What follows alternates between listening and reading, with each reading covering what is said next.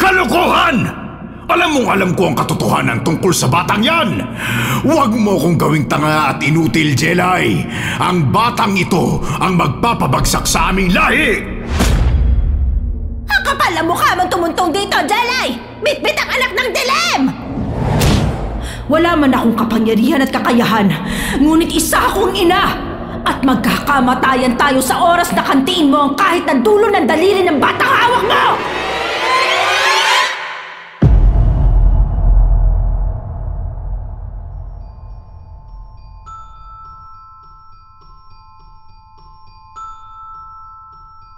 Sa loob ng isang simpleng kubong yari sa kawayan at pawid, abala si Jelay sa paggagamot sa isang sugatang binata.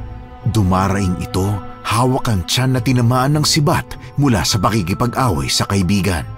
Nagkainitan ng mga ito at nauwi sa saksakan ng sibat, kung kaya naroon sa kanila ang lalaki na bahagyang malalim ang tama.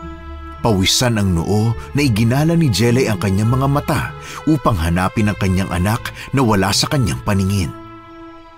Isang kilalang manggagamot si Jelay sa Madyaas, isang kilalang baryo sa bansa noong sinaunang panahon kung saan ang namumuno sa islang lugar ay tinatawag na Datu. Bata pa lamang siya ay sanay na si Jelay at biyasa na siya sa mga halamang gamot. Dahil na rin sa panunood at pagtulong sa kanyang ina at lola na dating babaylan sa kanilang lugar.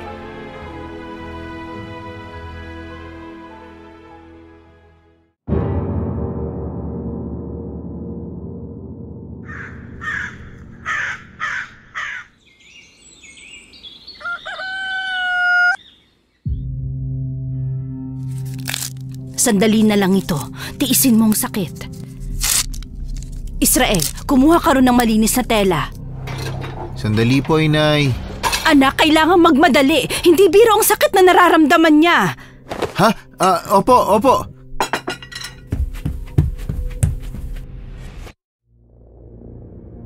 Mabilis na iniwan ni Israel ang hinuhugasang tapayan at nagtungo sa kanilang silid. Mula sa baul, kinuha niya ang malinis na panyo at ibinigay sa ina. Agad itong inabot ni Jelay sa sugatang binata. Ilagay mo ito sa iyong bibig. Doon ka humugot ng lakas kung hindi mo na kayang tiisin ng hapde. Nagpatuloy siya sa panggagamot sa binata. Binasa at nilinisan niya ang sugat gamit ang dahon ng bayabas. Lumapit si Israel sa ina at pinunasan ng pawis na namuo sa kanyang noo. Ilang segundo ang tinagal noon bago naiwan ang mag-ina sa loob ng kanilang bahay. Matapos ang huling pasyente ni Jelay nung araw na yun, ay nagpasama siya sa kanyang anak na kumuha ng mga halamang gamot sa kabundukan. Mauubos na rin kasi ang kanyang mga inimbak. Israel, anak, nakakita ka na ba ng puno ng bayabas sa paligid? Inay, wala naman akong makita rito. Puro ligaw na damot, makahiya. Bakit ba kailangan umakit pa tayo sa gubat para lang sa mga dahon? Hindi ba mas madali kung gagamitin na lang natin ang mga ugat at halamang inibak mo sa isang baul? Mas maigi pa rin ang sariwa, anak. Ang mga dahon ng bayabas ay kaloob ng kalikasan. Mas mabisa sa paglilinis ng sugat kaysa sa anumang tuyong nakatago. Pero inay, mapapadali ang buhay natin kung gagamitin na lang natin ang mga nakahandang gamot. Hindi maganda sa katawan ang puro imbakan lamang. Mas mabuti ang sariwa. Pero inay... Ay naku, bata ka. Bilisan mo na riyan at dumidilim na. Delikado ang gubat kapag masyado nang madilim. Baka makain pa tayo rito ng ligaw na mga hayop. Dahil nga lumaking may alam sa mga herbal at halamang gamot, hindi kailanman nawala ang paniniwala ni Jelay sa mga halaman. Kalimitan ay siya na lang din mag-isa ang umaakit sa bundok upang manguha ng mga dahon na maaaring ilaga. Habang abala silang mag-ina sa paghahanap ng punong bayabas, isang malamyos ngunit nakapanlulumong iyak ng sanggol ang umalingaw-ngaw sa dilim ng kagubatan.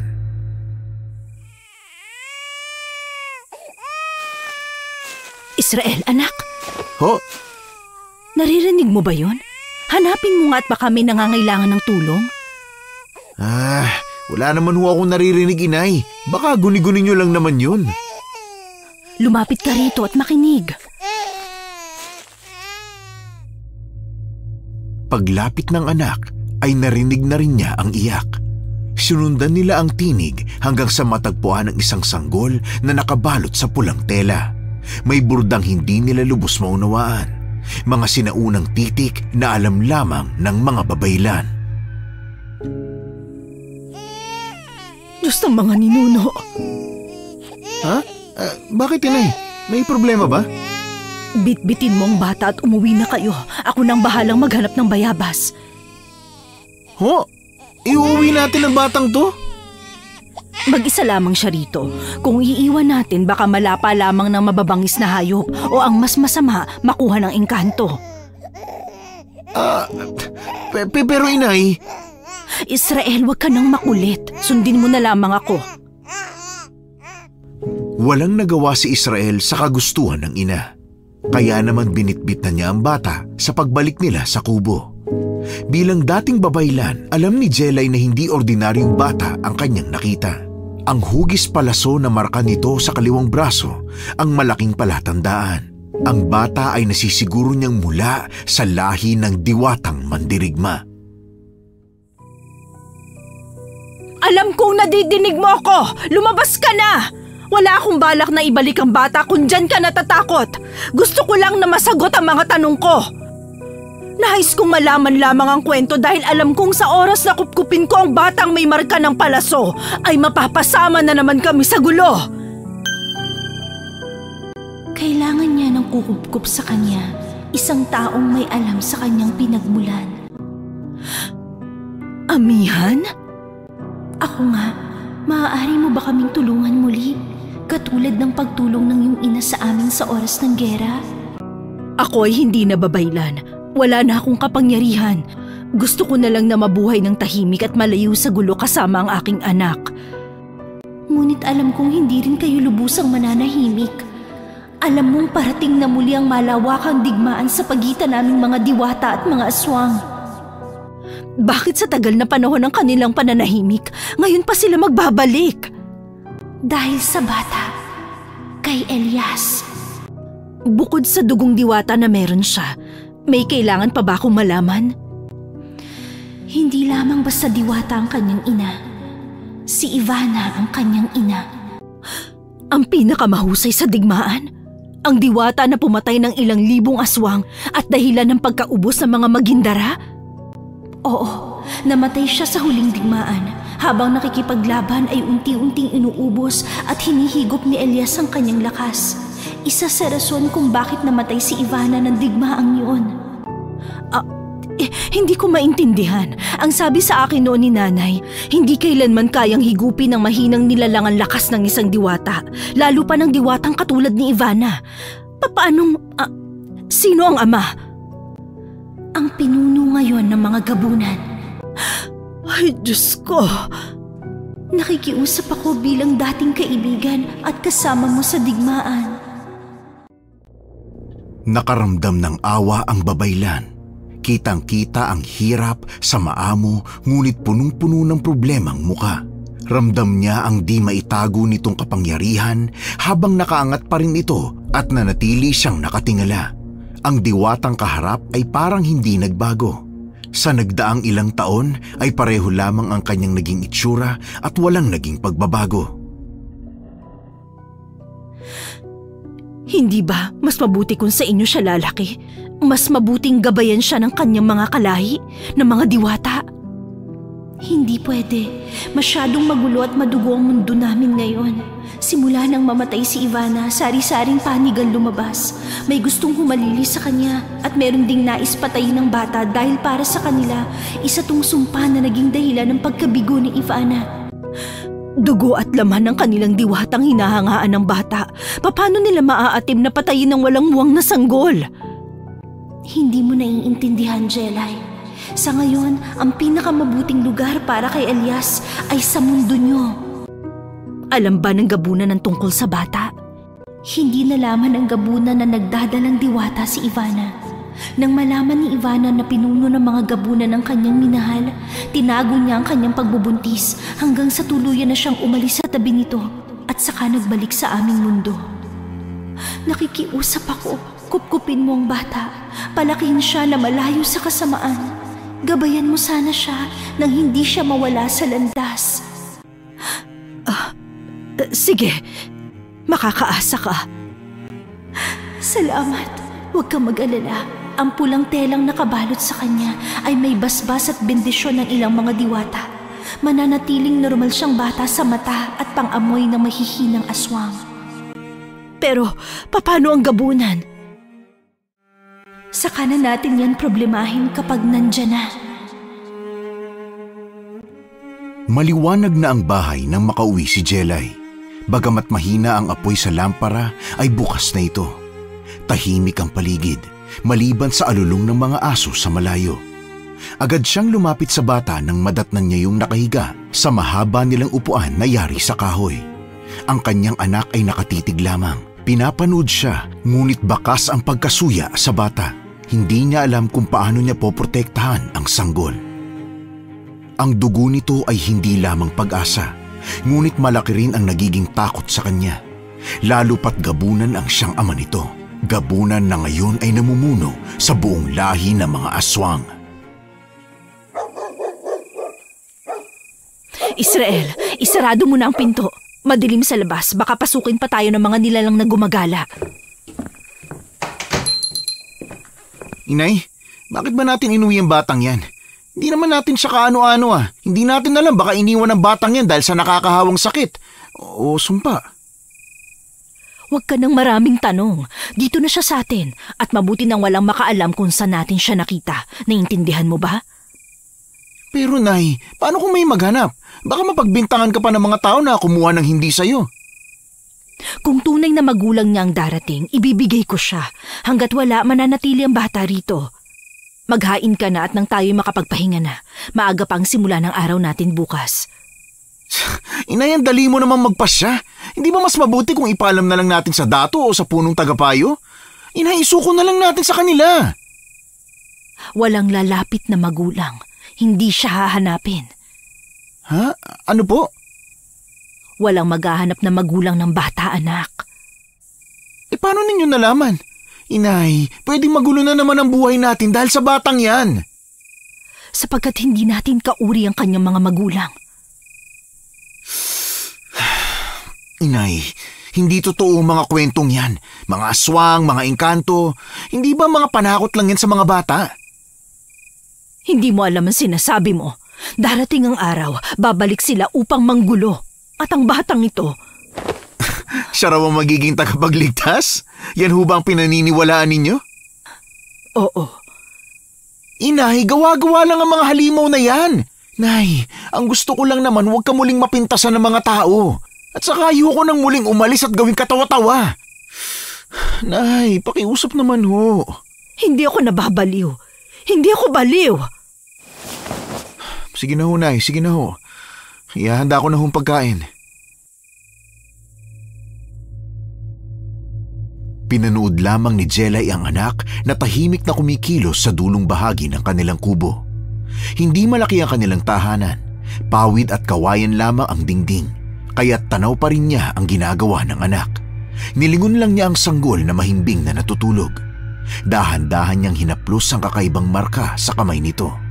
Hugis palaso. Palatandaan ng dugong hindi mula sa karaniwang tao, kundi sa lahi ng mga mandirigmang diwata. Hindi ko alam kung tama ang ginagawa kung muli ako makialam matapos kong talikuran ng pagiging babaylan. Pero hindi ko kayang hayaan lang na mamatay siya o turuan ng kasamaan. Inay, handa na pong pagkain. Oo, sandali lang. Pasensya ka na, Israel, ha? Hindi ko lamang nagustuhan ang pagsagot mo ng pabalang anak. Pasensya na din ho, Inay, ha? Ayoko lang naman muling mapag-usapan ka ng mga taga-baryo. Gusto ko lang na manatili tayo rito. Huwag na palayasin. Sana maunawaan mo ko. May mga bagay akong pinaniniwalaan na hindi kayang unawain ng lahat. Ngunit hindi ibig sabihin nun ay nababaliw na ako. Alam ko naman, Inay. Ngunit hindi rin natin maiiwasan ang mga tanong ng mga tao. Lalo na't lagi kang nananahimik, umiiwas na makihalubilo. Alam mong mas manganganib tayo kung alam nilang hindi lamang ako manggagamot. Inay, totoo ho ba yung kinukwento ninyo tungkol kila Lola? sa inyong mga ninuno? Tumulong ang lahi natin sa mga diwata na manalo sa digmaan noong mga panahon na yon. Kaya ngayon na nagbabalik ang mga aswang, kahit na isuko natin ang bata sa mga nakakataas, ay madadamay pa rin tayo sa kanilang paghiganti. Alam ni Jelay ang pinagmumulan ng hinanakit ng kanyang anak. Malalim ang sugat na iniwan dito nang mapalayas sila sa dati nilang nayon. Doon siya itinakwil bilang manggagamot sapagkat ang kanyang mga ginamot ay hindi tuluyang gumaling. Marahil dahil hindi sila lubusang naniwala sa kanyang kakayahan. Tinawag siyang tagapagdala ng malas, isang lihim na kakutsaba ng mga nilalang ng dilim. Dahil dito, si Israel na dati may maraming kaibigan ay kinailangang iwan ang lahat upang magsimulang muli kasama ng ina. Tahimik nilang tinapos ang pagkain mula sa palayok at dahon na ginamit na pinggan. Pagkatapos, binuhat ni Jelay ang sanggol papasok sa kanilang silid. Inilapag niya ito sa banig na may sapin na hinabing abaka. Si Israel na may humiga sa sariling banig sa tabi niya, nakatalikod pero mulat pa rin ang mga mata. Maagang bumangon si Jelay upang magluto ng kanin at maghanda ng inumin mula sa pinigang niyog para sa sanggol. Mahigit 2 linggo na rin simula nang inuwi niya ang bata mula sa kabundukan at wala naman silang naramdamang aberya ni Israel. Inaasikaso niya ang kalan na gawa sa bato at kahoy nang bumalik si Israel mula sa nayon. Humahangos na ito at nawalan na ng kulay ang muka. Oh, ano nangyari sa iyo, anak? Parang nakakita ka ng masamang anito. Inay, may balitang kumakalat sa nayon. Sinasabi nilang ang sanggol na inuwi niyo ay malas at sumpa. Ano? Paano nangyari yon? Inay, kalat na sa buong nayon na may inuwi kang bata nitong mga nakaraan. May nakakita yata sa akin na bitbit ang bata nung gabing yun. Anong ibig mong sabihin? Meron daw nilalang na umatake sa bahay ni Aling Bebang. Dahil nga sa batang inampun natin ang huling pumasok sa ating nayon, siya ang pinaghihinalaan ng lahat ng tao. Inay, namatay ang bunso ni Aling Bebang. Imposible yung sinasabi mo. Paano makakaatake at mag-isang naglakad ang batang wala pang 1 taon? Yun ang lumalabas na balita sa buong nayon, Inay. Bilisan mo, samahan mo ko. Kailangan kong makita mismo ang inataking bata. Nakita mo ba kung anong klaseng galos? Gasgas ba? Malalim ba? Madugo ba? Inay, galit ang mga tao sa'yo. Hindi ka nila palalapitin kahit gustuhin mo man. Bakit ako? Wala naman akong kasalanan sa kanila. Gusto ko lang makita ang sugat ng bata. Ang sabi nila, sumpa raw ang sanggol na dinala mo mula sa gubat. Inay, sinabi ko na sa'yo, hindi ba? Kung dinala natin agad yan sa datu o sa mga nakatatanda, hindi ka ngayon napapahamak. Sana nakinig ka na lang sa akin eh. Wala akong ginawang masama. Tumayo ka dyan at samahan mo ko. Inay, galit na galit sila. Hindi malabong kapag nakita ka nila ay ikaw ang isusunod na paglamayan. Hindi mo naiintindihan, anak. Kailangan kong makita ang sugat. Kailangan kong malaman. Bakit ba kasi sobrang pagkahumaling ninyo sa batang yan? Hindi naman natin yan kaano-ano. Dahil posibleng bumalik na ang mga aswang. At ang sanggol na ito, siya ang dahilan kung bakit sila umaatake. Ibig mong sabihin, totoo ang mga sinasabi ng mga tao? Sumpa nga ang dala ng bata.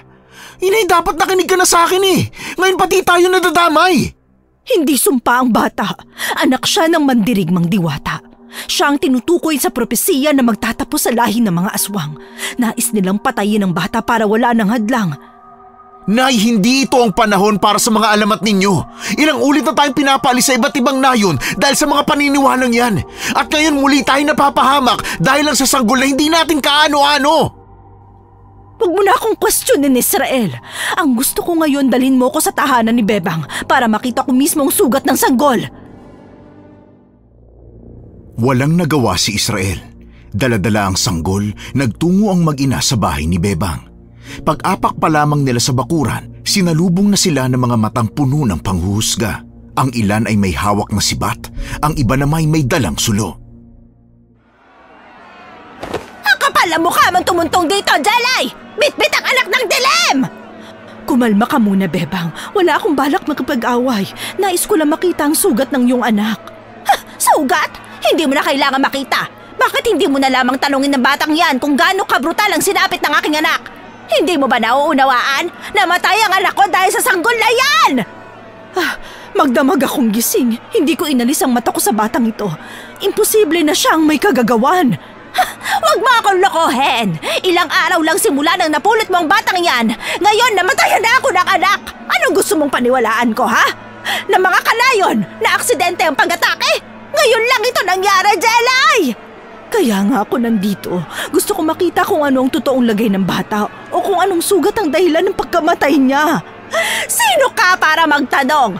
Sino ka para silipin ang anak kong pinatay ng pesteng batang kinupkup mo at tinira sa nayon, ha? Bebang, marunong akong tumingin ng mga sugat. Hindi mo ba gugustuhin na malaman kung ano ang pumatay sa iyong anak? Bibilugin mo lamang kami, Jelay, para hindi namin isipin na sumpa ang batang daladala mo. Kailangan niyong maniwala sa akin. Posibleng nasa panganib na tayong lahat. Tama na! Kung patuloy tayong magtuturuan, wala tayong mararating. Kung tunay na may aswang na gumagala, bakit hindi tayo magkaisa para hanapin ito? Narito na nga sa harap natin ang salot! Aling Bebang, hindi humabuti ang mambintang na walang patunay. Nakita mo, hindi ba? Nakita mo kung ano nangyari sa anak ko na kagagawa ng batang kinupkup ng nanay mo! Nakita ko ang sugat ng bata, pero hindi ko nakita kung sino ang may gawa. Walang kasalanan ng batang ito, Bebang. Nagsisimula na sila. Ang anak mo ang unang naging biktima, pero hindi ibig sabihin nun ay hihinto na sila. At bakit anak ko? Bakit hindi ang iba? Nagsisimula pa lamang sila. Madami pa sila magiging biktima. Hindi ang anak mo magiging huli. Sila? Sinong tinutukoy mo? Ang mga aswang. Inay, tama na. Isuko na lang natin ang bata sa mga nakatatanda. Doon baka mas ligtas siya. Hindi, Israel. Hindi ko hahayaang mamatay ang sanggol na ito. Anak siya ng mandirigmang diwata. At kung tama ang hinala ko, siya ang propesiyang magwawakas sa lahi ng aswang. Tahimik ang kanilang kubo nang sila ay nakabalik. Yakap-yakap ni Jelay ang sanggol, natatakot sa maaaring mangyari sa oras na ito ay kanyang bitawan. Ang kanyang anak ay aburidong palakad-lakad sa kanyang harapan habang nakahawak ito sa sariling baywang. Nung siya'y huminto, inihilamos niya ang kanyang kamay sa mukha, saka siya binalingan ng tingin.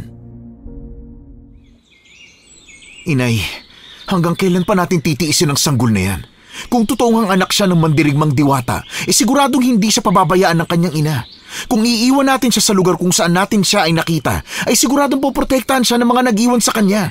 Kapag ginawa natin yun, mawawala na sa atin ang sisi. Hindi na tayo mahihirapan na linisin ang inyong pangalan. Hindi natin isusuko ang bata, Israel. Malaki magiging gampanin niya sa paglaban sa mga aswang. May basbas siya mula sa mga diwata, kaya hindi natin kailangang isipin ang kanyang kaligtasan sa mababang uri ng aswang. Siya maayos at ligtas. Pero paano tayo, Nay? Maaaring mamatay tayo nang wala man lang tutulong sa atin? Sigurado akong sa oras na umatake ang aswang at itong bahayang pinuntirya, sigurado akong walang mga kanayon natin ang tutulong. Sa mga mata nila, tama lang sa atin ang nangyayari bilang kaparusahan. Israel, anak, hindi ko pa kayang ipaliwanag sa iyo. Ang sanggol na ito ay hindi pasaanin, kundi pag-asa. Kung isusuko natin siya, mas lalo tayong mapapahamak. Hawak natin ngayon ang alas sa mga aswang. Hindi natin ito maaaring isuko sa kahit na sino. Pag-asa o kapahamakan? Inay, bakit tayong kailangan magbantay at magpalaki sa batang yan? Hindi ba't mas mabuting isuko na lang natin siya sa mga nakatataas? Sa ating dato o sa ating tagapayo? Hayaan na lang natin silang magdesisyon. Dahil sa akin binili ng bata, ako ang binigyan ng responsibilidad. Hindi ko maaaring ipasa na lang basta dahil lang sa naduduwag tayo, anak. Kaduwagan bang matatawag, Nay? Kung ayaw ko lang umalis muli at tumakas? Umiling si Israel. Hindi na niya alam kung paano baguhin ang matatag na disposisyon ng kanyang ina sa sanggol. Hindi na siya naniniwala sa mga sinasabi nito. Ngunit ayaw niyang masira ang tahimik at payapa nilang buhay. Maya-maya pa ay umugong ang ingay sa labas, kasabay ng pagkulo ng langis na nakapatong sa maliit nilang lamesa. Dali-daling kinuha ng kanyang ina ang pulang balabal ng bata na suot nito nung ito ay kanilang nakuha. Binalot ni Jelay sa pulang tela ang bata habang may binubulong na kung ano rito.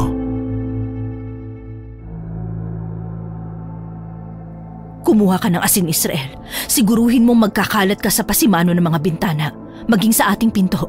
Lagyan mo rin ng mga bawang ang bawat butas na maaaring daanan ng aswang. Pero...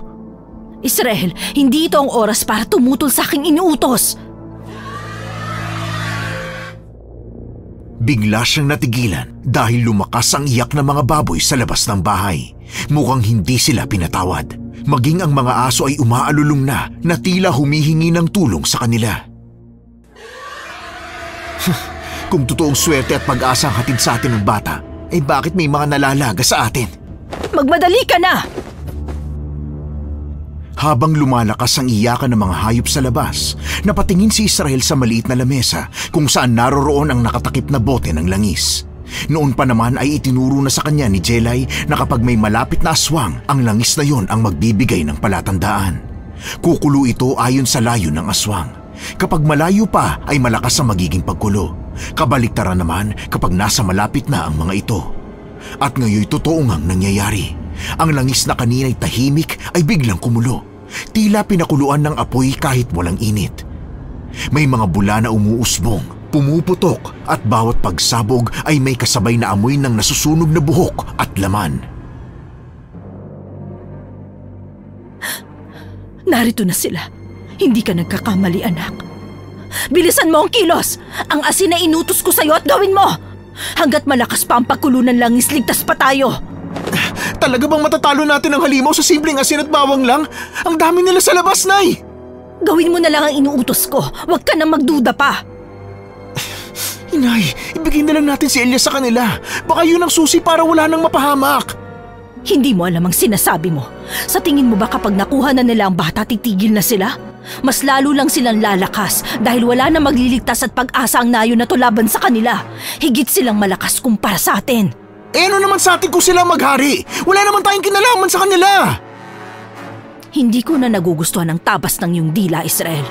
Masyado ka nang kinain ng kagustuhan mo ng tahimik na buhay. Hindi mo ba naisip na lalo lang tayo magugulo sa oras na tuluyang maghari ang kanilang lahi? Paano ang ginawang sakripisyo ng iyong lola o ng ibang lahi para lamang maputol ang kasamaan nila? Dahil wala naman talaga tayong dapat kinalaman. Bakit tayo binigyan ng ganitong klaseng responsibilidad? Sapagkat ako ang iyong ina. Hindi ko kayo maintindihan. Hindi rin ako nagpapaliwanag. Wala tayong oras para magkaliwanagan. Mas lalong lumakas ang iyak at alulong ng mga hayop sa labas. Suspecha ni Jelay ay kinakain na yun ng buhay na mga nilalang ng dilim. Napatingin siya sa sanggol na kanyang yakap-yakap. Nagsisimula na itong gumawa ng ingay at iyak. Matapos gawin ang utos ng ina, tahimik na nagtungo si Israel sa bintana. Doon ay sumilip siya at halos mawalan ng kulay ang kanyang muka sa nakikita niyang pagsasalo-salo ng malalaking nilalang na parang aso. Kinakain nila ang isang nakahandusay na baka. Duguan na ito at wala ng malay. Isara mo ang bintana, Israel. Hindi maaaring makita nila na may gumagalaw. Maaaring naagaw ang kanilang atensyon. Inay, anong klaseng halimaw ang mga yun? Kinakain nila pati yung mga kaurin nilang aso. Sinong may sabing aso sila? Hindi sila ordinaryong mga aso lamang, Israel. Eh ano hong tawag sa kanila kung ganun? Bakit nila kayang gawin ng mga ganung bagay? Likas na sa mga asbo ang pagbabago ng anyo. Sila ay mga aswang na nagiging aso sa oras na kanilang gustuhin. Lumalabas sila sa gabi kasi takot sila sa araw. Inay, kung totoo ngang sila yan, paano kung hindi tayo makaligtas? Kabilang sa mababang uri ng aswang ang mga asbo. Kung kaya nasisiguro ko na maapektuhan sila sa bawang at asin, ligtas tayo. Meron pang ibang uri, Inay? Marami sila, anak. Ang dapat nating katakutan ay ang mga gabunan. Gabunan? Ano yun? Mas malakas hubang mga yun? Eh ano hubang itsura nila? Sila ang pinakaunang uri ng aswang. Nagsisilbing pinuno ng buong lahi at ang pinakamataas na uri. At lalabanan natin ngayon ang mga nilalang na higit na mas malalakas kaysa sa atin dahil sa sanggol na hindi naman natin kaano-ano? Inay naman! Huwag kang magsalita ng ganyan, Israel. Ilang beses ko nang sinabi at pinaliwanag sa'yo. Hindi sumpa at malas ang batang ito. Siya ang natitira nating pag-asa. Pag-asa? Inay, ngayon pa lang mukhang makikitil na tayo. Hindi lang mga halimaw ang manggugulo, kundi pati mga sarili nating kabaryo. Malas ang tingin nila sa batang yan, kaya hindi katakataka na ganun din ang tingin nila sa atin. Kung hindi natin siya poprotektahan, sino pa? Walang iba ang maaaring kumukup sa bata dahil pinapangunahan na sila ng takot. Ako ay isa pa ring babaylan. Tumalikod man ako pero hindi yun magbabago. Sana nauunawaan mo ang obligasyon ko ang protektahan ng batang ito. Inay, hindi ko kayang yakapin ang kapalaran na yan. Ang gusto ko'y mabuhay ng payapa, hindi ang lagi nagtatago sa anino ng mga halimaw. Nawala na sa atin si Itay dahil sa pakikipaglaban, katulad ng iyong sinabi. Ayokong pati ikaw mawala sa akin, Inay. Anak, lahat ng tao dun papunta. At minsan kahit ayaw mo, kahit takot ka, wala kang ibang magagawa kundi lumaban. Wala tayong magagawa kung oras na talaga ng isang tao. Ang bathala lamang ang tanging may alam ng mga ito. At wala tayong kapangyarihan na salungatin ito. Hindi ko alam kung kakayanin ko, Inay. Ang hiling ko lang naman ay simpleng pamumuhay. Asbo pa lang ang ating siguradong makakaharap. Sigurado ang ating pagkapanalo sa oras na subukan nilang pasukin tayo. Susubukan ko, Inay. Yakap-yakap ni Jelay ang batang balot na balot ng pulang tela. Alam niyang protektado yun ng basbas, kaya naman hindi niya inalis ang pagkakayapos doon. Habang ang kanyang anak ay mas humihigpit ang hawak sa garapon na may lamang asin habang singkit na singkit ang matang nakatitig sa kanilang pinto. Mula sa loob ng kanilang bahay, dinig pa rin nila ang iyakan at atungal ng mga hayop na alam niyang unti-unting nauubos at napapatay. Ilang sandali pa ay biglang tumahimik. Isang katahimikan na mabigat sa dibdib. Dahan-dahan nang naglakad si Jelay, nanginginig ang bawat hakbang at saka sumilip sa bintana. Wala na ang malalaking aso, tila nagpulasan na ang mga ito. Naiwan ang katawan ng mga kaawa-awang alaga ng mga taga-nayon. Lumabas si Jelay matapos nitong ibaba ang bata sa banig na higaan. Hindi na yun umiiyak katulad kanina. Hindi ba't sinabi ko na sa inyo? Kailangan mapalayas na sa nayon na ito ang mag-ina kung ayaw nilang ibalik ang sanggol sa kung saan ito nanggaling! Ano? Gusto niyong hintayin na ubusin tayo ng nilalang na sugo ng batang sumpa? Hindi naman ho tama yan, Aling Bebang. Wala kang ebidensya sa mga binibintang mo. Anong wala? Palibhasa, hindi kayo ang nawalan ng anak. Hindi kayo ang nawalan ng mahal sa buhay! Paano nga ba kayo mamamatayan kung ang alaga ninyo ang pinuno ng mga halimaw na yan? Bebang, hindi mo naiintindihan. Inosente ang dugo ng batang hawak ko. Puro siya. Hindi siya kailanman papatay o magkakanulo ng tao. Paano kami nakakasiguro ni hindi namin alam kung saan nagmula ang batang yan?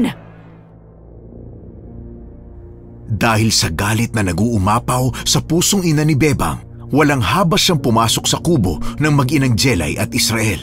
Mabilis ang hakbang ni Jelay para sumunod habang si Bebang ay halos halugugin ang buong bahay para lamang makita ang sanggol na pinaniniwalaan niyang anak ng kadiliman. Nakarating ang ginang sa kanilang kwarto. Nakita roon ang natutulog na paslit. Bebang, walang kasalanan ng bata. Maawa ka! Kung ayaw niyong gawin, ako na mismo ang magtatapon sa batang yan sa ilog!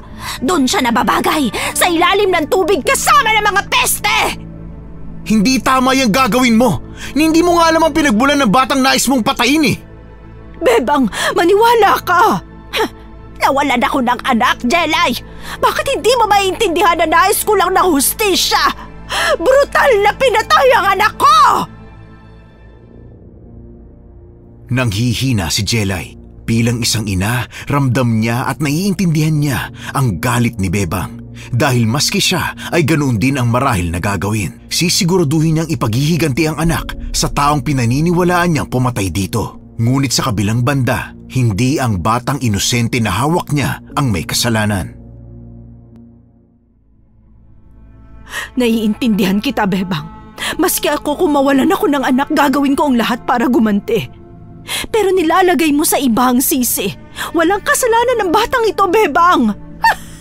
Kung hindi siya, sino? Sino ang may sala sa lahat ng kamatayan? Hanggat narito siya, hindi tayo titigilan ng mga aswang o ng mga nilalang ng dilim! Kaya't makinig kayo! Kung ayaw ninyong maglaho ang inyong mga pamilya, alisin natin ang batang yan bago pa mahuli ang lahat. Una ay ang aking anak. Sumunod ay ang mga alagang hayop na pangkabuhayan ng buong nayon. Sino ang susunod, ha? Tayo? Magtigil ang lahat! Pumasok sa maliit na tahanan ni Jelay ang lalaki. Matigas ang pangangatawan kahit na bakas na ang katandaan. Seryoso ang tindig habang may tungkod na sumusuporta sa mga paa. Nagsiyuko ang lahat para magbigay galang. Si Jelay ay mas humigpit ang kapit sa bata, habang nanginginig naman ang kamay ni Israel na kumapit na sa kanyang ina. Dato Dumakil! Ano ba ang kaguluhang ito? Bakit ba parang iba ang pinagtutuunan ninyo ng pansin? Ang batang hawak-hawak ni Jelay!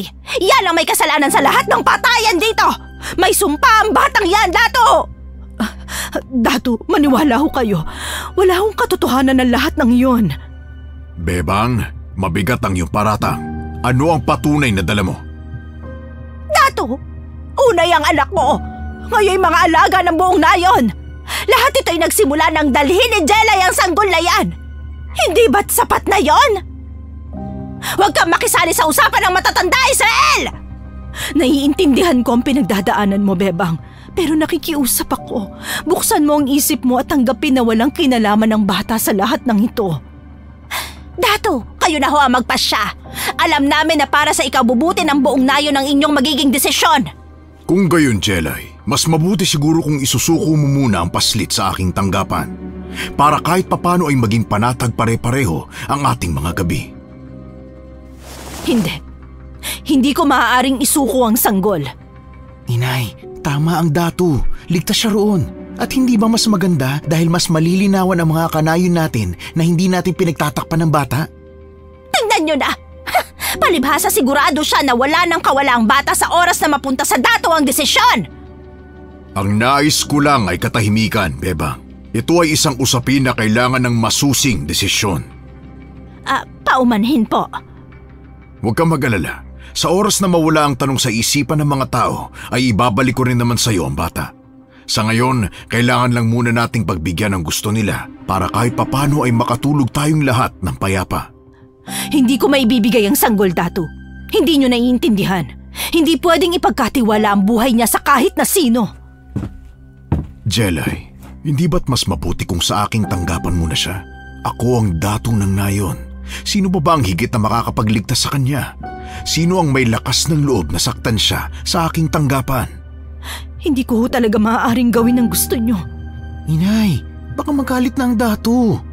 Nakikita nyo? Tumanggi siya. Dahil alam niyang anak ng dilim ang hawak-hawak niya. Hindi siya anak ng dilim. Wala siyang kinalaman sa lahat ng ito. Bakit hindi nyo ko maintindihan? Tama na! Kailangan mong maunawaan na sa iyong desisyon ay gumawa ka ng napakaraming mga kaaway. Alam ko. Ha! Jelay, hindi pa ito tapos! Hindi pa tapos! Kayong lahat, magsiuwi na kayo. Masyado ng malalim ang gabi para sa ating lahat. Pinanood ng mag-ina ang unti-unting pagkaubos ng tao sa kanilang bahay. Napabuntong hininga si Jelay bago napatingin sa sanggol. Hindi niya alam kung kailan, ngunit kailangan niya makausap si Amihan upang malaman nito ang mga nangyari. Ayaw niyang magtago ng mga bagay rito dahil mas mabuting may kakampi siyang may kapangyarihan, lalo na't wala siyang kahit na ano maliban sa kaalaman niya sa halamang gamot. Nang gumabi, hindi dinapuan ng antok si Jelay.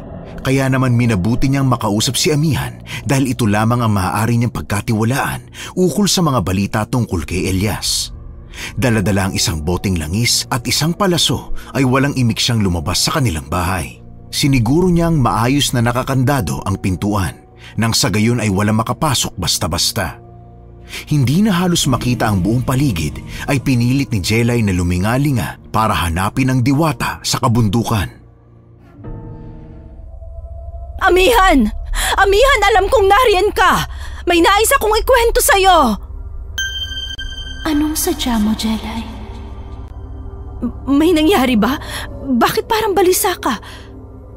Simula na mangyari ang pagkawala ni Elias, ay mas dumami ang mga kilos laban sa mga kalahi namin.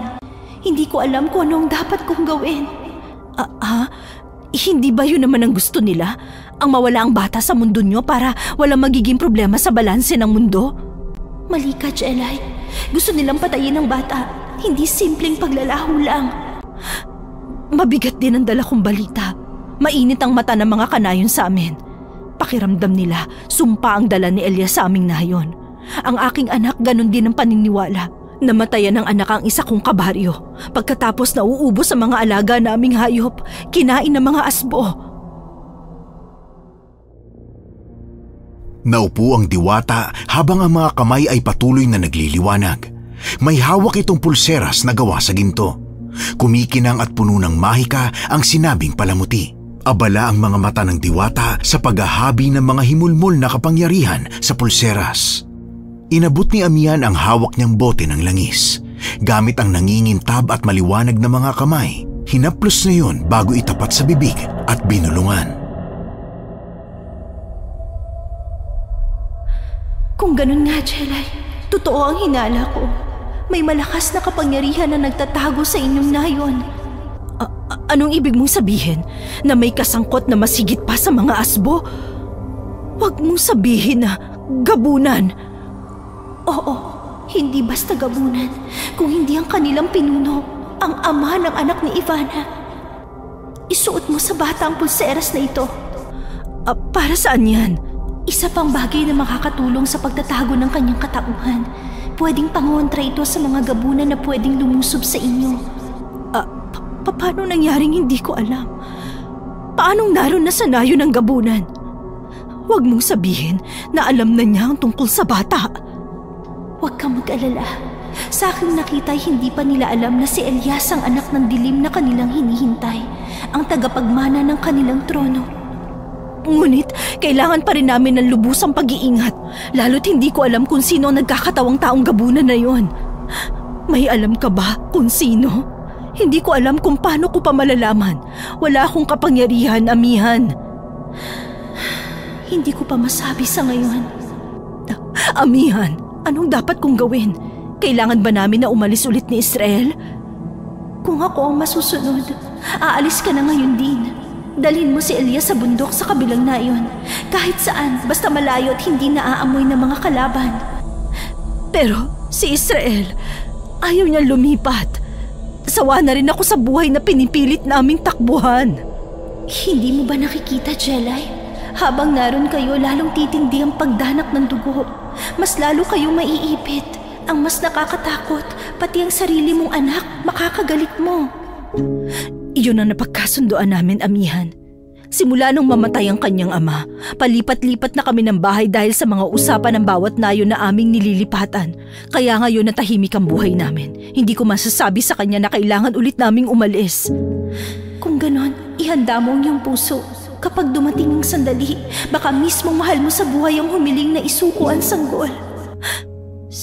Si Israel? Alam kong katahimikan ng buhay ang tanging hiling ng iyong anak. Kaya kung ang bata na nasa iyo nagbibigay sa inyo ng gulo ngayon, hindi malabo na hilingin niyang isuko mo na ang bata. Nasaan ang bata? Kanino mo iniwan? Saan? Naguguluhang sumagot ang ginang. Pinanood niya ang diwatang inaabala ang sarili sa paglalabas ng mga gintong dahon. Hindi ba ito naligayahan at binulungan pa ng makalumang engkantasyon ng mga diwata? Kumuha si Amihan ng isang batya at nagsalok ng tubig mula sa ilog na nandoon. Dali-daling lumapit si Jelay at pinanood ang ginagawa nito. Kita niya mula sa batya ang kanyang anak, bitbit ang sanggol. Walang nakapulupot na tela sa bata. Tahimik nilang tinatahak ang pusod ng kagubatan.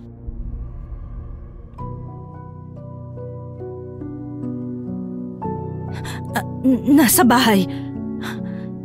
Kitang-kita na wala sa bahay ang iyong anak. Saan niya dadalhin si Elias? Iniwan ko silang parehong tulog. Hindi ko alam kung ano nangyayari. Anong gagawin niya sa pusod ng kagubatan? Hindi pwede ito. Amihan? Anong ibig mong iparating? Ano nangyayari, Amihan? Pwedeng makatagpo sila ng mga asbo sa daan, lalo na't hindi suot ng bata ang balabal na pula. Walang alam si Israel sa pakikipaglaban. Paano na? Nakita mong wala itong suot na pulang tela. Ibig sabihin, alam at naaamoy ng asbong kanyang dugo. Anong gagawin natin?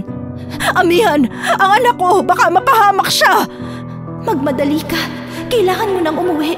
Baka kung ano ang mangyari sa iyong anak at sa bata. Susunod ako. Hindi na nag-aksaya ng panahon si Jelay. Mabilis ang ginawa niyang paghakbang pababa sa bundok. Hindi alintana ang kawalan ng nakikita sa kanyang pagmamadali. Halos kalahating oras ang ginugol niya sa kanyang paglalakad bago niya nasilayan ang kanyang bahay kubo.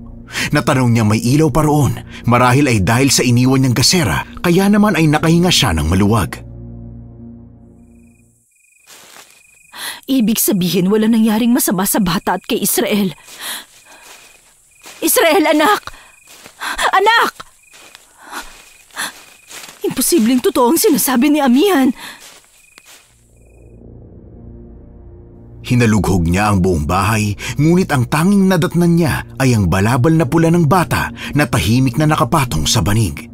Mabilis niya itong dinampot at nagmamadaling lumabas ng kanilang bahay. Dala-dala ang silo na may lingas ng apoy, sinuyod niya ang kagubatan sa tabi ng bahay. Umaasa siyang naroroon ang kanyang anak at ang bata. Ilang sandali pa ay narinig niya ang pamilyar na boses ng kanyang anak na puno ng takot. Tama na! Baka wala mo kami pakiusap! Israel! Anak! Nasaan ka, Israel? Inay! Inay, diyan ka lang! Huwag kang pupunta rito! Mapapahama ka lang! Hindi! Sandali! Dinig niya ang ilang mga alulong kung nasaan ang kanyang anak.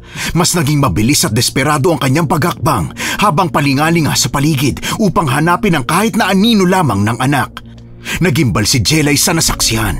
Ang anak ay pinipilit abutin ang batang hawak na ng malaki at matikas na gabunan sa kanyang harapan. Napapaligiran sila ng mga asbo na inaamoy-amoy ang bata. Mabilis na tumakbo papalapit sa nagkakagulong aswang ang ginang. Pumagitna siya, pinipilit na proteksyonan ng anak na ngayon ay duguan na ang mga braso. Inay! Huwag ka munang magsalita. Pasensya na, Inay. Gusto ko lang ng tahimik na buhay para sa atin. Ang mahalaga hindi malalim ang mga nakuha mong sugat. Pagdating natin sa bahay gagamutin kita para hindi maimpeksyon yan. Sadyang nakakaaliw ang pagmamahalan ng mga tao.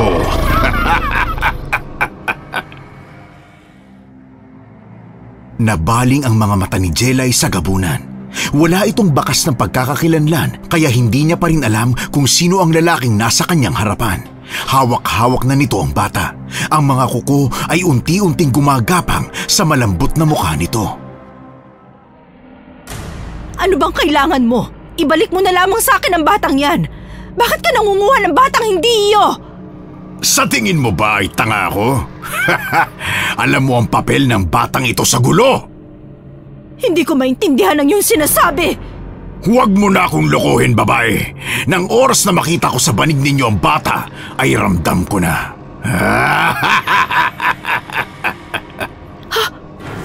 Paano? Inay, si Dato dumaki lang iyong kaharap. Kahit nagulat siya sa kanyang nalaman, pinili ni Jelay na ikubli ang kanyang nararamdaman. Hindi niya dapat iparamdam ang takot. Ang gabunan na nasa harapan niya ay higit na malaki kumpara sa mga gabunan na nakita niya noon sa nakaraang digmaan. Kaya doon pa lang, nalaman niya na ang dato ng kanilang nayon ay siya ring pinuno ng mga aswang ngayon. Halos nasa 7 talampakan ng laki, naiiba sa kalimitang 6 na talampakang laki ng isang halimaw.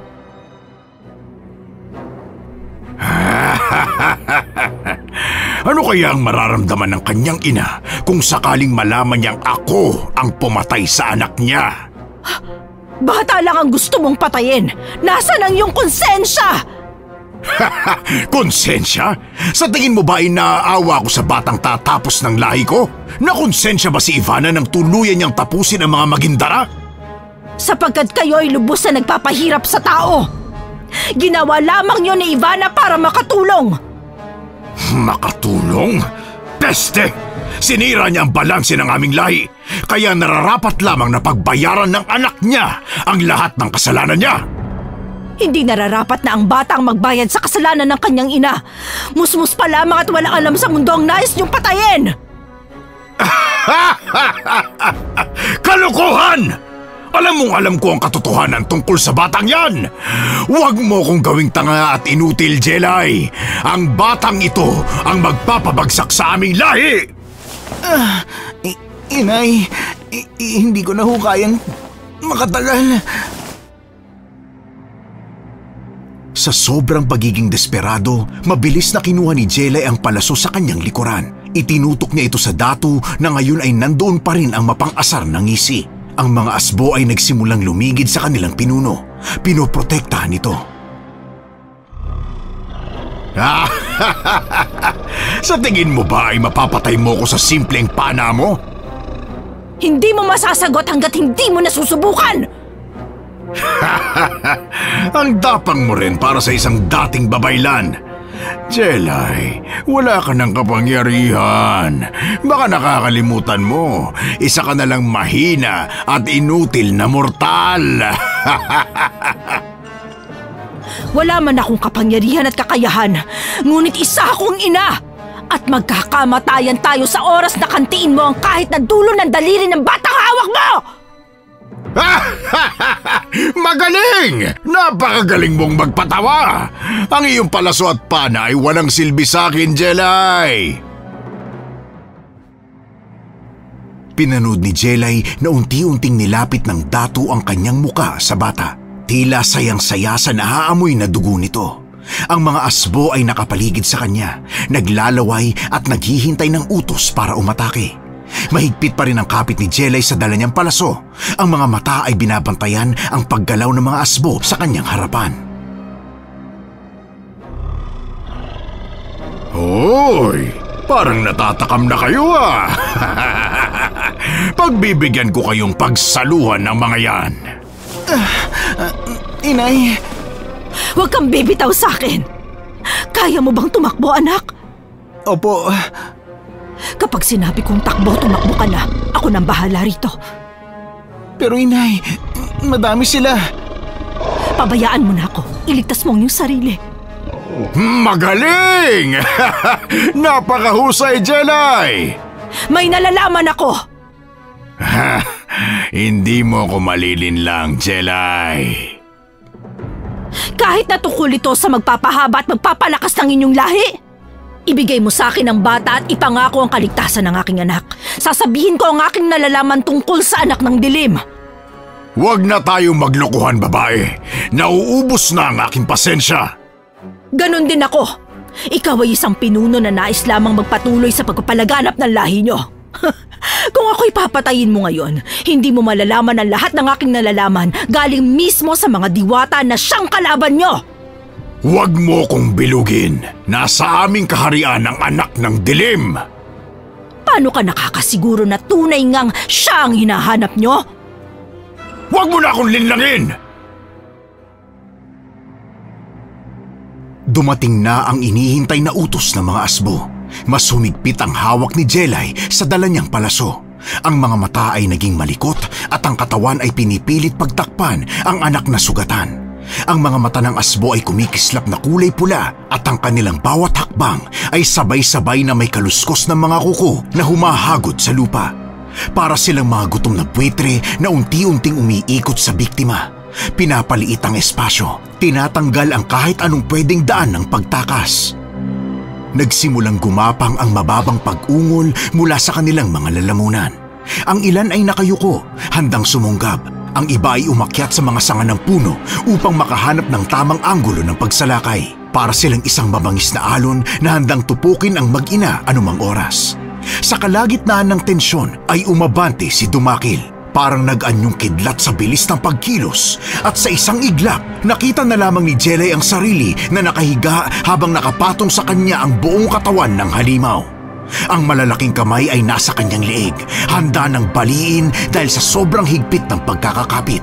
Wala na ang bata sa mga kamay nito. Nang tingnan niya mabuti ay bitbit na ang bata ng isang asbo gamit ang naglalaway na bunganga. Inay! Tumakbo ka na, anak. Tumakas ka na. Walang yaka! Oh, nasaan ang iyong pinagmamalaking tapang ng ina kanina, ha? Kay sarap pagmasdan ng iyong muka, nahirap na sa paghinga. Bitawan mo ako! Ay, sandali. Gusto kong panuorin natin ng sabay ang pagiging putahe ng iyong anak. Pakawalan niyo ako! Israel, anak! Walang yaka, Dumakil! Ngayon, panoorin mo kung paano unti-unting malalagutan ng hininga ang anak mo! Mabilis ang pagkilos ng mga asbo. Kitang-kita ni Jelay kung paanong walang kahirap-hirap na napaupo ng mga ito ang kanyang anak. Ang mahahabang kuko ay unti-unting gumagawa ng gasgas sa leeg nito, pati sa mga braso at maging sa mga binti nito. Nang mga oras na yon ay lihim na nagdasal si Jelay sa lahat ng anito na sana ay dumating na si Amihan, dahil habang tumatagal siyang hawak sa leeg ni Dumakil ay unti-unti nang lumalabo ang kanyang paningin. Biglang lumakas ang hangin sa buong kagubatan na naging dahilan ng sandaling paghinto ng mga asbo sa pag-atake kay Israel. Basang-basa ni Jelay ang pagtataka sa mukha ni Dumakil, ngunit hindi yun nagtagal dahil mula sa hangin na namuo sa kanilang harapan ay unti-unting nakita ang wangis na pamilyar sa kanya. Si Amihan, walang ekspresyon ng kanyang muka habang nakatingin sa mga halimaw ng kadiliman. Itigil niyo ang kahibangan, gabunan! Amihan, tulungan mo ang aking anak. Ito ang dahilan ng pagkakaroon ng digmaan. Kaya patuloy na may nalalaga sa inyong lahi ay dahil sa kasakiman ninyo. Huwag kang mangialam dito, Diwata. Kami ay naglalaro lamang at ang mag-ina na to ang napuntirya naming paglaruan. Walang personalan kung kaibigan mo itong walang silbing dating babaylan. Kung hindi ka titigil, sinusumpa kong muling malalagasan ng lahi ang mga aswang. Parang napaka-importante naman para sa inyo ang babaylang walang silbi at kapangyarihan na ang mga duwag na diwata ay kayang magsimula ng gera para sa kanya. Hindi ka duwagan ng kagustuhan lamang ng kapayapaan. Nagngangalit ang mga dahon at sanga habang patuloy na lumalakas ang hangin. Ang liwanag ng buwan ay tila nilamon ng makapal na ulap, at sa bawat iglap ay nagliliyab ang kapaligiran ng bugso ng kapangyarihan ni Amihan. Ang kanyang buhok ay umaalon sa hangin at ang kanyang mga matay nagliliwanag na parang liwanag ng kidlat sa gitna ng dilim. Nang marinig ng mga asbo ang kanyang boses, bigla silang nagsitigil. Tila ba ang kanilang mga kalamnan ay biglang nanigas sa takot. Ang ilan sa kanila'y napaurong mula sa katawan ni Israel, bagamat nananatili pa rin ang kanilang sabik na anyo. Sa harap ng mga anito, inuutos ko, bitawan ang mag-ina at umurong kayo bago ko tuluyang sunugin ang inyong mga kaluluwa sa hangin ng kawalan. Sa ngalan ng batalang sinasamba ng lahat, ako ay nangangako at sumusumpa na ang digmaang sinimulan ay uubos ng isang lahi ng aswang. Walang diwata ang makakapigil sa gutom naming lahi. Huwag mong isipin na matatakot kami sa banta mo, Amihan. Sa oras na dumanak ang dugo ngayong gabi, nasisiguro kong walang magiging panalo. Hindi ako natatakot. Patayin ninyo ang anak ng babaylan. Ubusin ninyo ang kanyang katawan. Ngayon din!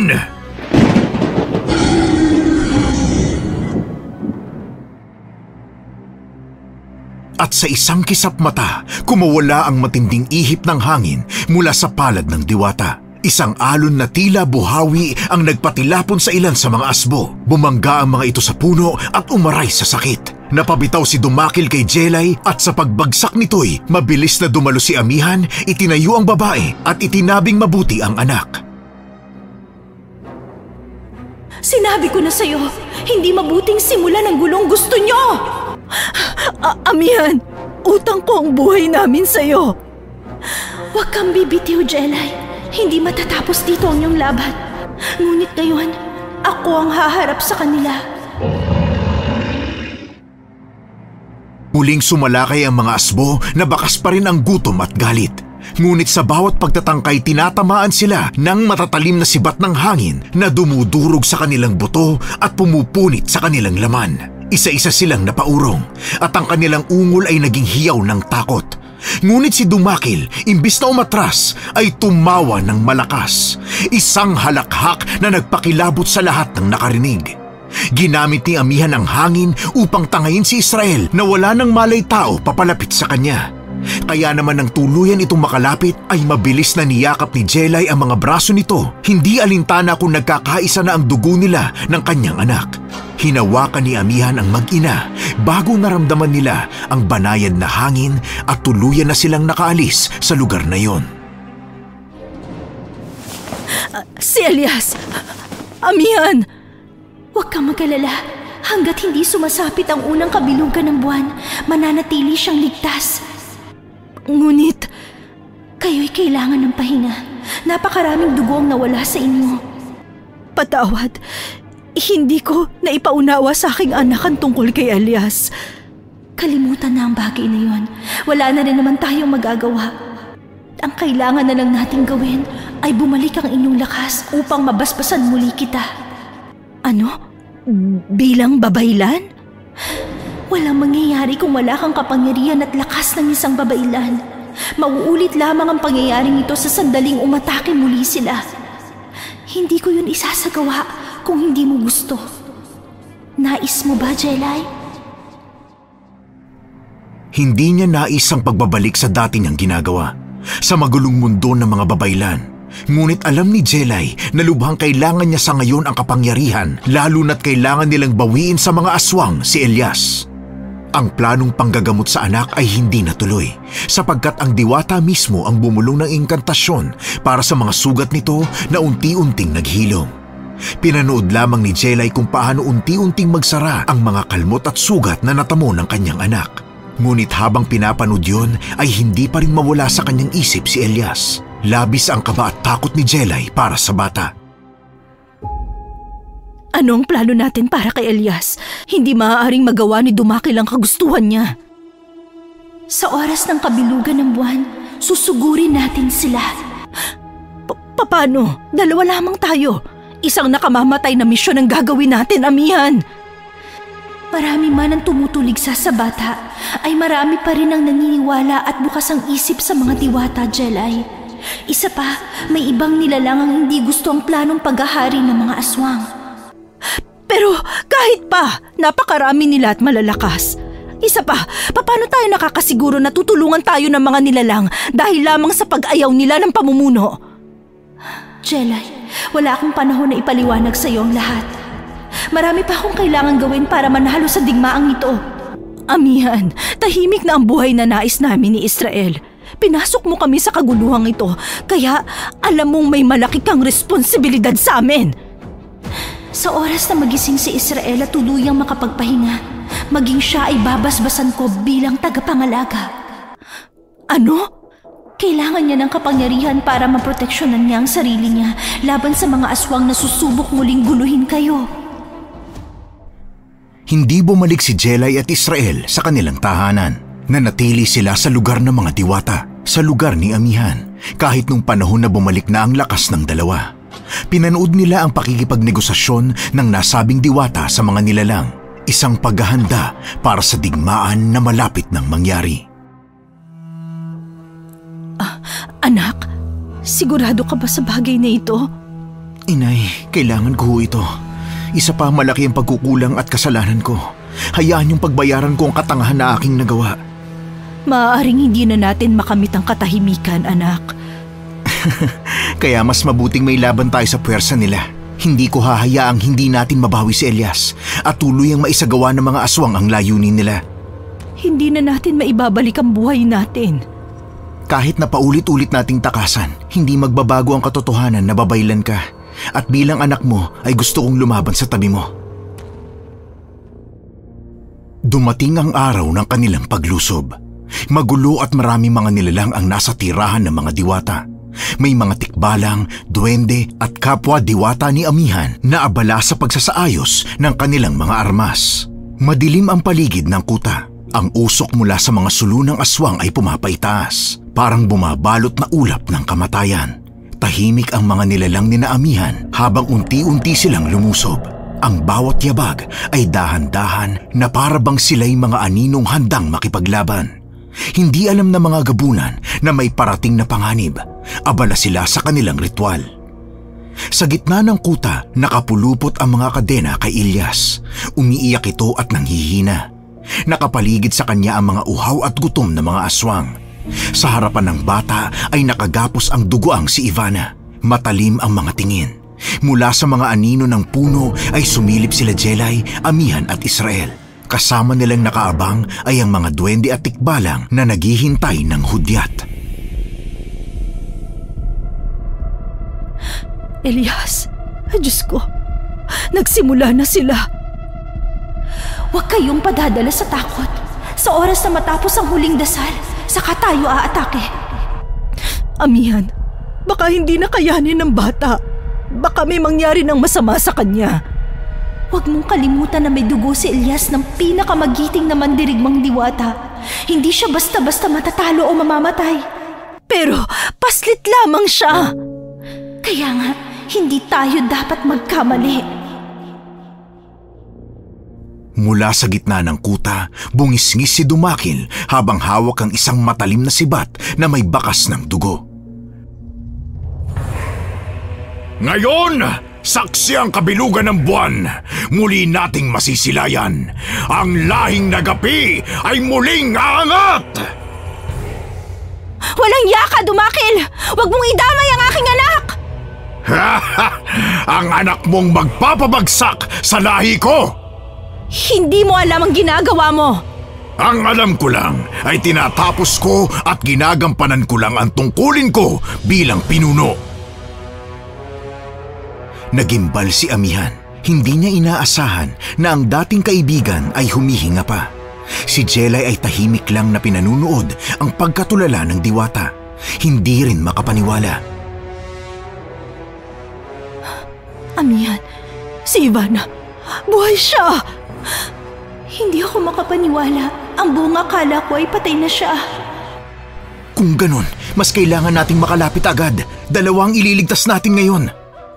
Oh, si Elias at ang ina niya. Habang lumalalim ang awit ng mga aswang, unti-unting nag-iiba ang kulay ng paligid. Ang lupa'y nagiging maitim na parang uling. Ang hangin ay amoy dugo at bulok na laman. Sa ibabaw ng batong altar, nakahandusay si Elias. Nanlalamig at nanginginig. Ang kanyang mga matay nagdidilim na. Sa tabi niya, pilit na nagpupumiglas si Ivana. Duguan, ngunit hindi sumusuko. Elias! Anak ko! Walang yaka, Dumakil! Hindi mo alam ang iyong ginagawa!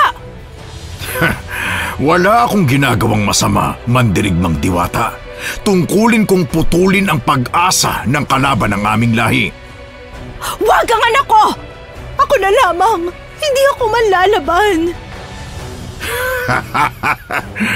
Walang silbi ang mga sigaw mo, Ivana. Ang dugo ng iyong anak ang magdudugtong ng lahing tinapos mo noon. Kaya panoorin mo kung paanong unti-unti kong nasasakatuparan ang lahat! Mas pipiliin kong mamatay kaysa masaksihan yan! Huwag kang mag-alala, bata. Dahil ikaw ang magiging tagapagmana ng trono ng mga gabunan. Ang patak ng iyong dugo ay magiging banal sa lahi sapagkat madudugtungan mo ang tinapos na lahi. Lumakas ang iyak ng musmos. Galit na nagwala sa pagkakatali si Ivana. Ang mga mata ay nakatingin ng masama sa mga asbo at gabunan na nagsisimula ng magsaya. Mula sa dilim, halos hindi makapagpigil si Jelay. Amihan, hindi ko na kaya. Umiiyak na siya. Hintayin mo. Kapag lulusob tayo ngayon, pwedeng maagaw natin ang kanilang atensyon at maaaring ikamatay pa ng bata dahil sa pagiging desperado ng mga ito. Pero kung maghihintay tayo, baka hindi na natin siya mailigtas. Lulusob tayo sa huling awit. Ang kapangyarihan nila ay nasa pinakamataas, ngunit pinakamarupok din sa sandaling yon. Mula sa altar, dinig nila ang pagbabago ng tono ng mga aswang. Mula sa ungol ay naging matinis na sigaw, mas mabilis na tila humihila at nagpapadugo sa tenga. Ang katawan ng sanggol ay nagsimulang manginig. Amihan! Nararamdaman mo ba? Hindi na niya kakayanin! Sa pagsikat ng kabilugan, yakapin niya ring sanggol ang buhay na walang mali at bawal! Diyos ko, Elias! Sabihin mo lang, amihan, isa lang ang kailangan kong marinig. Konti pa, hintayin pa natin. Nagkatinginan silang tatlo. Si Jelay na nanginginig ngunit puno ng tapang, si Israel na handang isugal ang lahat, at si Amihan na nananalangin sa lakas ng hangin at liwanag. Sa likod nila, nakatayo ang iba pang nilalang, handang sumagupa sa kamatayan. Samantala, sa gitna ng kuta, muling umalingaw-ngaw ang halakhak ni Dumakil. Tumindi ang alingaw-ngaw ng awit ng mga aswang. Ang bawat tinig nila'y parang martilyong dumadagundong sa dibdib ni Jelay at Israel. Ang katawan ni Elias ay halos hindi na gumagalaw. Ang kanyang dibdib ay dahan-dahang bumibilis at bumibigat. Sa altar, nakataas na ang sibat ni Dumakil, kumikislap dulot ng naghaharing buwan sa gitna ng kagubatan. Saksi ang bilog na buwan. Ang sibat na ito ang puputol sa lahat ng koneksyon. Magiging daan ang iyong dugo sa pagsilang ng bagong Magindara! Huwag mong gagalawin ang anak ko! Sumabog ang kadenang bakal. Nabali sa lakas ng enerhiyang pumuslit mula sa kanyang mga palad. Ang ilan sa mga aswang na pinakamalapit ay nabulag at napaatras. Napasigaw sa sakit. Nasaksihan nila ang nagliliwanag ng tinitingalang makapangyarihang mandirigmang diwata. Imposible! Hindi ka dapat nakakapagsanib ng lakas! Hamakin mo na lahat! Huwag lang ang anak ko! Ngunit huli na! Wala ka nang magagawa, Ivana! Talagang gusto mong matapos ito sa ganitong paraan, ha? Hindi mo alam kung sino ang batang yan! Hindi mo alam ang iyong ginagawa! Pagpapatuloy lamang ng aming lahi ang aking layunin. Ngunit sa gagawin mo'y tuluyan mo nang itatapon ang pag-asa ng lahi nyo! Ngayon na! Israel, anak! Mag-iingat ka! Para kay Elias! Sa pagputok ng liwanag mula kay Ivana, sumiklab ang digmaan. Nagtagpo ang mga puwersa ng dilim at liwanag sa gitna ng kuta. Alingaw-ngaw ng hiyawan, hampasan ng bakal at pagputok ng mga inkantasyon. Nagkaroon ng kaguluhan. Ang mga tikbalang na sumisipa ng halimaw, mga duwende na nagbabato ng apoy, at mga diwata na nagpapakawala ng liwanag na pumupunit sa dilim. Sa gitna ng kaguluhan, nanatili si Ivana at Dumakil. Magkatapat, ang galit ng ina laban sa halimaw na gustong agawin ang kanyang anak.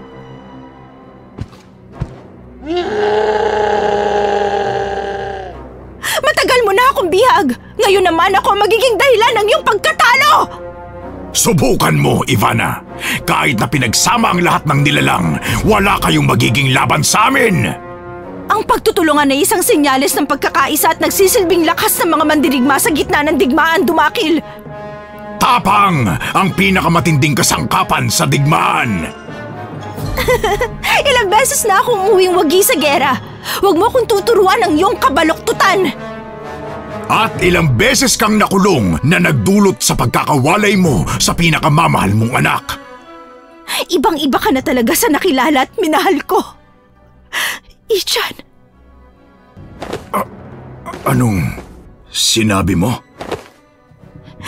Ichan. Huminga ng malalim ang diwata. Gamit ang daliri, pumitik ito at sa isang iglap nagbago ang anyo ng babaeng kaharap ng pinuno ng mga gabunan. Mula sa matapang na mandirigmang diwata tungo sa muka ng babaeng matagal nang nananahan sa isip ni Dumakil. Ang babaeng kanyang minahal. Ang mukha nito'y maamo. Ang manipis at malambot na labi, maging ang bilugang mga mata ay hindi kailanman makakalimutan ng halimaw.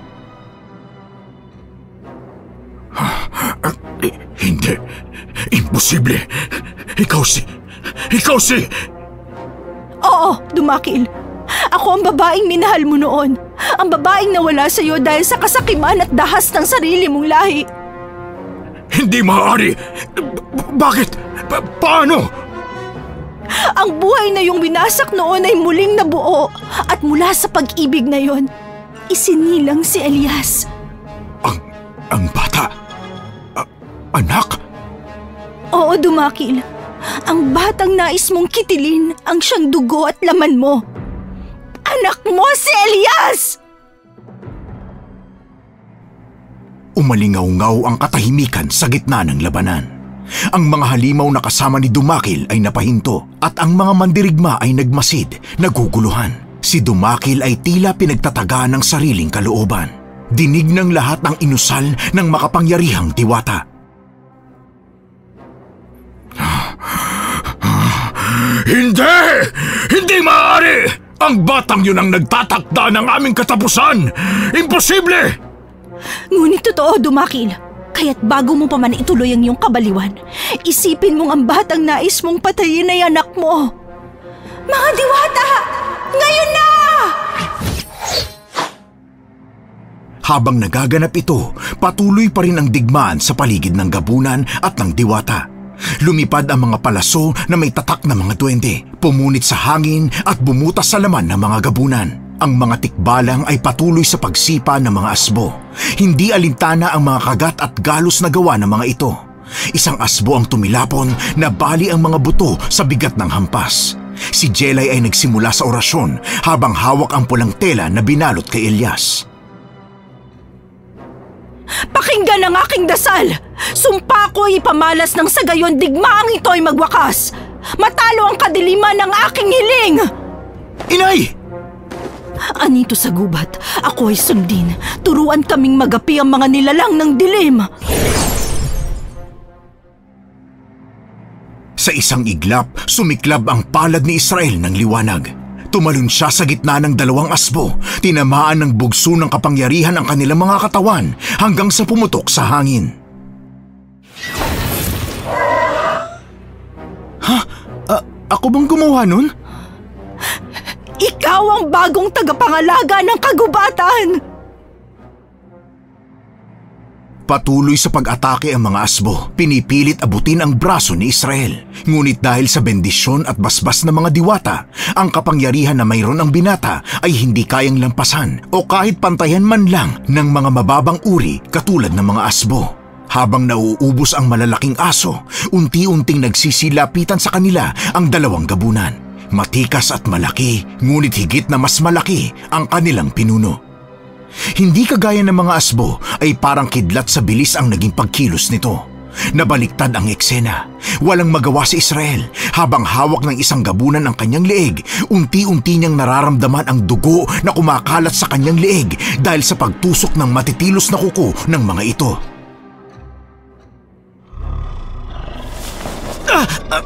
Bitiwan niyo ako! Pakinggan ang aking dasal. Sumpa ko'y ipamalas ng sa gayon ang digmaang ito ay magwakas. Matalo ang kadiliman ng aking hiling. Inay! Tatagan mo ang kalooban mo. Huwag mong hayaan na talunin ng takot at pangamba ang dibdib mo. Anito ng kalikasan, pakinggan ang aking kahilingan! Sa isang iglap ay bumalik ang lakas ng kanyang anak. Nakakasabay na ito sa lakas ng gabunan. Ang kamay na susugat sana sa kanyang pisngi ay hindi natuloy. Hawak ni Israel ang mga kamay. Nanginginig man, ngunit alam ni Jelay na may laban. Sa kabilang dako, nakalutang si Amihan. Pinapaitaas ang buhawi. Nagsalubong ang buhawi at ang mga gabunan na sumusugod. Hangin ng langit, durugin ang kasamaan. Kailanman ay walang nilalang na makakapagpabagsak sa aming lahi. Dahil hindi pa isinilang noon ang iyong anak. Hindi ko siya anak! Huwag mo akong bilugin, diwata! Wala akong anak! Habang abala sa pakikipagtunggali, dumapo ang isang diwata sa mesa kung saan inihanda ang alay. Mabilis niyang kinuha ang bata at inilayo sa kaguluhan, takot sa maaaring gawin ng mga aswang doon. Sa isang dako, mabilis na sumugod ang isang asbo sa nagdadasal na si Jelay. Pilit man, ngunit ramdam ng babaylan na may maitim na presensya na papalapit. Sa ngalan ng mga anito, lumayas ka! Hindi ka nag-iisa, Inay! Hanapin mo si Elias, anak. Ako nang bahala rito. Pero Inay... Kaya ko ito, anak. Bumalik na ang aking lakas. Kaya sige na, umalis ka na. Hanapin mo si Elias.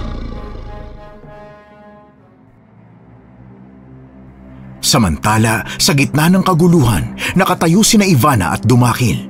Naghaharap parang walang ibang naroroon. Doon tumuon ang atensyon ni Jelay matapos niyang maubos ang mga asbo na lumusob sa kanya. Sa wakas, Dumakil, narito na ang katapusan mo! O baka naman ikaw muli ang magiging bihag ko. Kung kaya mo! Sa tingin niyo ba, mapapabagsak ako ng isang mahinang diwata at walang kwentang babaylan? Kalokohan!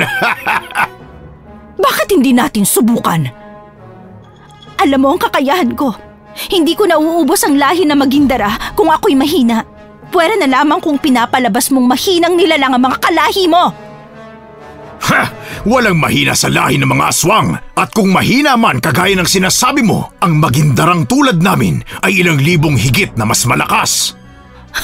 Kung totoo yan, bakit nanginginig ang mga paa mo sa liwanag ng aking orasyon? Ha! Hindi ako matitinag ng iyong mumunting dasal. Kakambal ko ang kadiliman. At ako ang sandata ng liwanag. Handa ka na ba sa iyong wakas? Ang wakas ay para sa inyo. Isa-isa kayong malalagutan ng hininga. Isang kahangalan ang lumaban sa akin.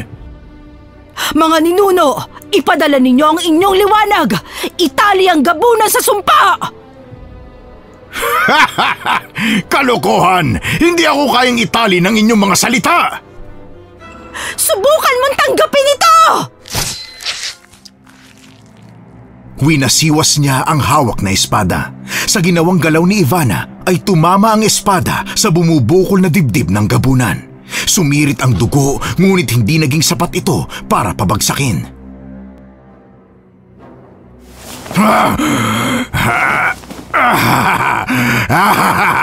Walang saysay. Hindi pa rin ninyo ako mapapabagsak! Kung ganon, bakit unti-unti nang naglalaho ang anyo mo, Dumakil? Tapos ka na. Sigurado kung wala ng aswang ang manggugulo pang muli. Hindi ako magpapatalo. Kailanman ay hindi natatalo ang gabunan sa isang digmaan. Ngayon ka lang magiging pinuno ng sariling pagkatalo, Dumakil. Hindi sapat yun. Anito ng kalikasan, ako ay pakinggan. Itali at ikulong ang dilim upang liwanag ay muling maangkin namin. Hindi! Wala kayong karapatang itali ako! Karapatan? Matagal ka nang dapat pinuksa, Dumakil.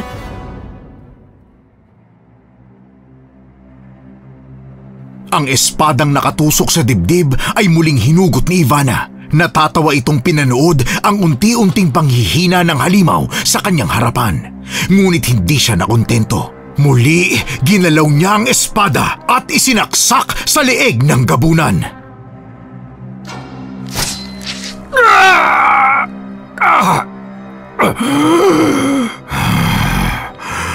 Hindi ako kailanman matatalo ng mahihinang nilalang. Babalik ako. Tandaan ninyong igaganti ko ang lahat ng namatay ngayon!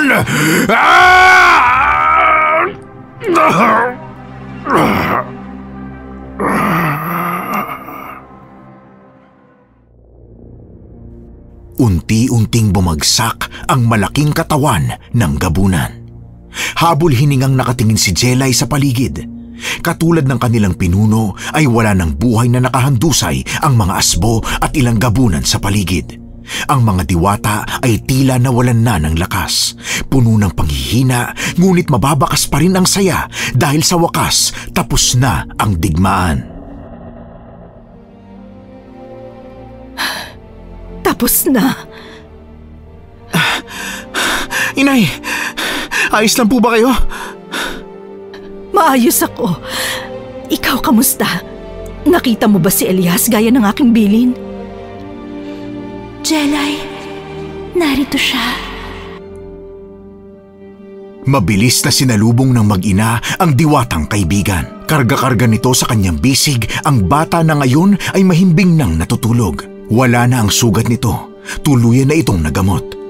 Ilang sandali pa ay natahimik ang tatlo nang lumapit si Ivana sa kanila. Banayad at maamo ang muka kagaya ng naaalala ni Amihan. Maraming salamat. Ivana, tungkulin kong gawin ang bagay na yun, lalo pat akala ko ay wala ka na. Gusto ko lang pong humingi ng paumanhin muli sa aking nagawa. Patawad po. Natutuwa ako dahil marunong kang tumanggap ng iyong pagkakamali, ngunit naiintindihan ko rin kung bakit mo yun ginawa. Ivana, ako'y nahihiya. Jelay, maniwala ka. Ang pagkakita ko sa aking anak na nasasaktan ang nag-udyok sa akin upang lumaban. Nawalan na ako ng pag-asa noon. Ngunit nang makita ko ang aking anak na nahihirapan, yun ang nagbigay sa akin ng lakas para muling lumaban. Muling yakapin kung sino ako. Ivana, hindi ako makapaniwalang buhay ka. Amihan, ako rin. Akala ko mamamatay na ako nung panahon na yon. Pero laking gulat ko na makita ang sarili kong nakakulong sa hawla. Hindi ko alam kung paano napunta sa'yo si Elias dahil wala na siya sa aking sinapupunan nang magising ako. May isang aswang na gusto ng pagbabago. Binigay sa akin ng sanggol. Ngunit nalaman ko na lang din na namatay na ang aswang na yun dahil sa paghihinala ng katrayduran. Ilang sandali pa ay narinig na nila ang munting iyak ng sanggol. Mabilis na dumalo si Ivana sa anak. Pinanood ni Israel at Jelay ang ina na hindi alam ang gagawin at si Amihan na nakangiti rin, hindi sanay sa nakikitang kalambutan ng pinagmamalaking pinakamalakas na mandirigma ng kanilang lahi. Unti-unting kumalma ang sanggol nang madama ang init ng kanyang ina. Hinahaplos-haplos ni Ivana ang noo nito at saka bahagyang ngumiti. Wari unang beses na nakaramdam ng ganitong katahimikan matapos ng matagal na digmaan. Hindi ko nahahayaang muling may kumuha ng kapayapaan ng aking anak. Ivana, ngayon ko lang nakita na napakagaan ng aura mo. Ito na ang simula ng pagbabago. Sana wala nang manggulo pa. Pangako, hindi na mauulit ang pagkukulang ko. Sa halip, magiging lakas ninyo ako. Lumipas man ang dilim, ngunit dapat nating tandaan na kailangan nating baunin ng tapang at lakas.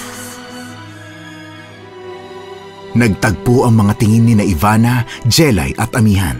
Sa likuran nila, ang unang sinag ng araw ay unti-unting sumisilip mula sa silangan. Tila ba nagpapaalala na may bagong umagang naghihintay.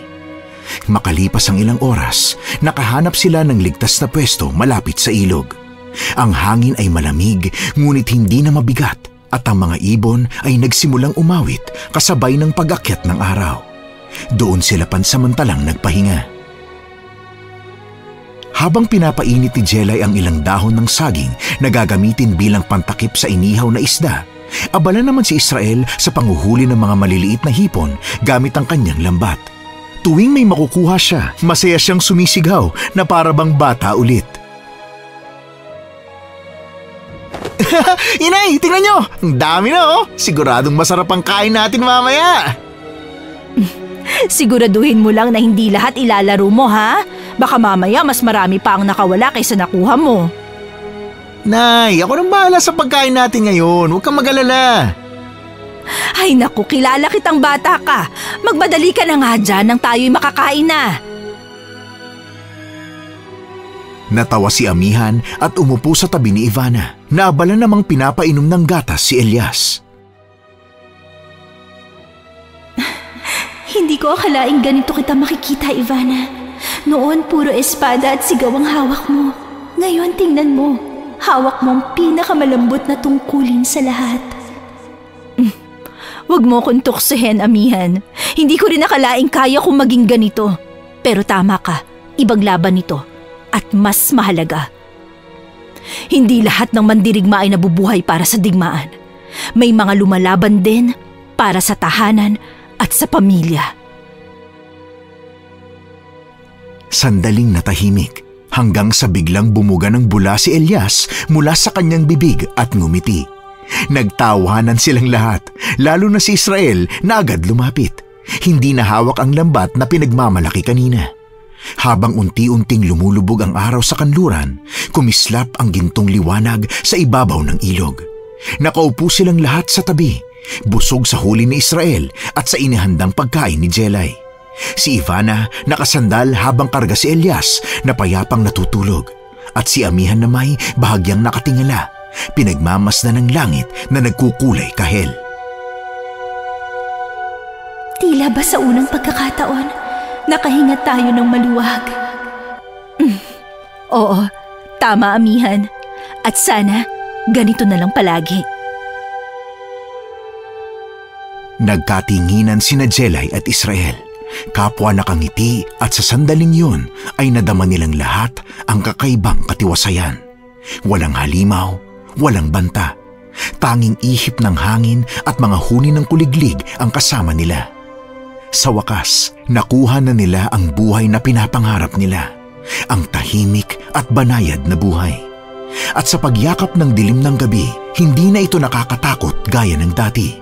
Sa halip, dala nito ang pangako ng bagong simula at ang tiwala na anuman ang dumating, hindi na sila kailanman nag-iisa.